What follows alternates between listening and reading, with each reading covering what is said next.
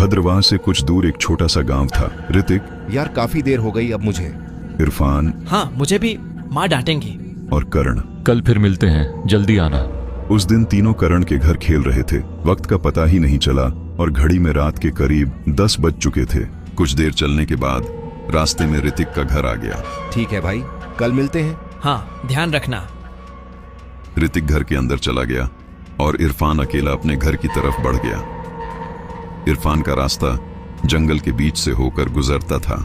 रात का सन्नाटा और जंगल की खामोशी उसके कदमों के साथ चल रही थी।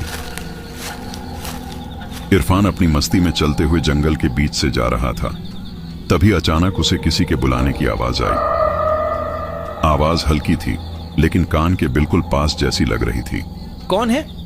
इरफान रुक गया। इरफान ने इधर उधर देखा, ऋतिक, करण, लेकिन वहां कोई इंसान नजर नहीं आया। जैसे ही वह आगे बढ़ने वाला था, उसके सामने अचानक एक अजीब सी दिखने वाली चीज खड़ी हो गई। उसके हाथ पैर जानवर जैसे थे और सिर पर सिर्फ एक डरावना सा मुंह था।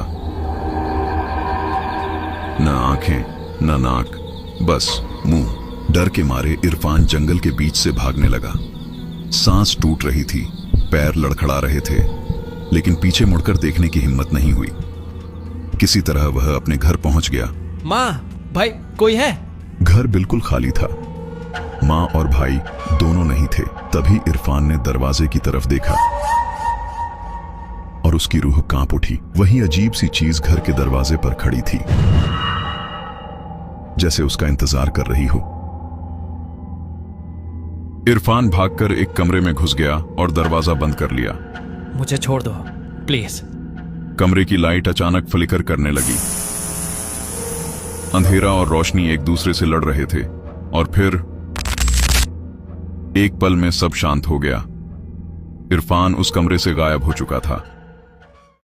सुबह शहनाज, जो पुलिस में काम करती थी, नाइट शिफ्ट के बाद घर आई।